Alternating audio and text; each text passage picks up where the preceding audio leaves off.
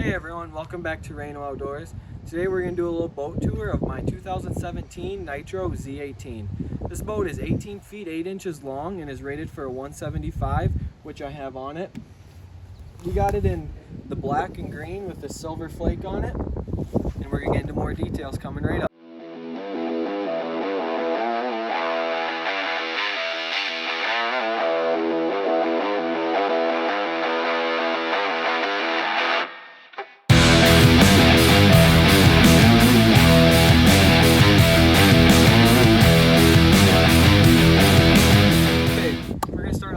Explaining the trailer now.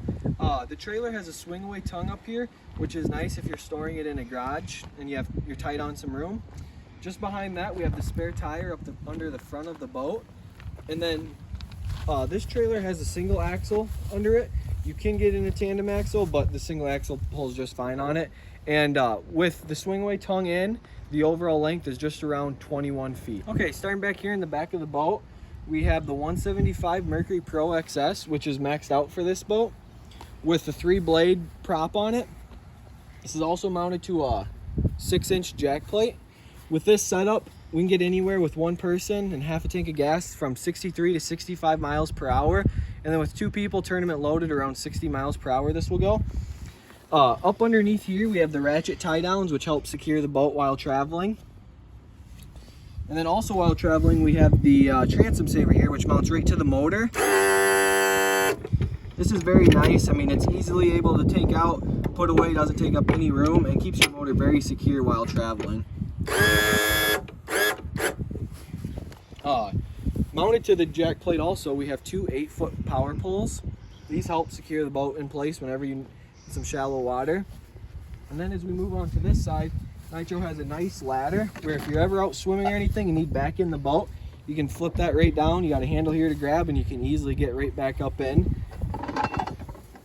So this is the setup in the back of the boat, and right now we're going to move back to the inside and take a tour of that. Okay, so now as we're inside this boat, we'll look at the back deck here. Personally, I think the back deck has plenty of size if you have someone fishing out the back, if you're tournament fishing or just out fishing for fun. But we got 2 compartments on the side. As we open one of these up and look in them, they have these nice inserts that you can pull out and put in, and they have the slots in there for 1, 2, 3, 4, 5, 6, 7 tackle boxes. 37. These tackle boxes are 3700 series, and this is the exact same on this side. So I keep a lot of my tackle on that side. I have a couple in here, and then I have like some rain jackets, a towel, a sweatshirt, just some things I may need day on the water. Okay, as we close those, we'll move to the center now. Right here we got our 2 live wells. So I mean, it's pretty standard live well. I mean, we got a plug on the bottom, and they can keep fish live pretty well from my experience in them. They're plenty big. Right here in the back, this is where the batteries are. We got our oil reservoir over there. We got the 2 pumps up under here for the power poles, 1 for each one. I'm just running a 24-volt system in this, so nothing fancy back here, but I mean, if you wanted to run a 36-volt system, you could easily fit 3 batteries back here. I got my cranking battery over there, so there's plenty of room back here. Okay, so now we're down here in the driver's seat. Up underneath here, I got the hot foot, which I absolutely love. I mean, if you're making long runs or anything, it's easy to run the boat, keep 2 hands on the steering wheel at all times. Got over here, standard. I mean, we got our kill switch, got cup holders down here, and there's a nice spot over here. You can throw your phone or anything. Moving up to the dash now, we have a 9-inch Lowrance hook up here. This has very clear image. Do all my mapping and stuff back here. We got our gauges, easily to read, all work. And we got our dials down here for our power, our aerators, bilge pump, horn. That's all there. This thing right here is for our power poles. So I have one mounted here, and then I have one mounted up front, and then I also have some lanyards that I have. But this is nice if I'm here and need to put my power poles up or down. Just click of a button, they're up and down. So that's easy accessible. It's nice. I like having that right there. So yeah, I mean, these seats are extremely comfortable. I mean, you can sit here, steering wheel tilts. So I mean, it can fit for anyone. I mean, a comfortable ride, easily see over the windshield. This thing flips up and our gas tank sits up underneath of this. And then this also has a seat that mounts in here, just latches onto the bottom of this lid, and you can easily, 1 to 2 people could sit in the center here. Moving over to the passenger side, we got another comfortable seat over there. This only is a single console, but you can put a dual console in there. They're easily removable. It has a nice place to put your feet. You have a handle if you're making some rough runs. And if they bring some rods with them, there's 6 places for them to put the rods that go up beside them, and there's a strap over there to help hold them in. So they have plenty of room. Personally, I love having just a single console. It gives me a lot more room up there. Don't have to worry when I'm casting about hitting that console. So I like having the single, but if you prefer the double, you have 2 people going fishing with you most times, you can put it in, take it out whenever you need to.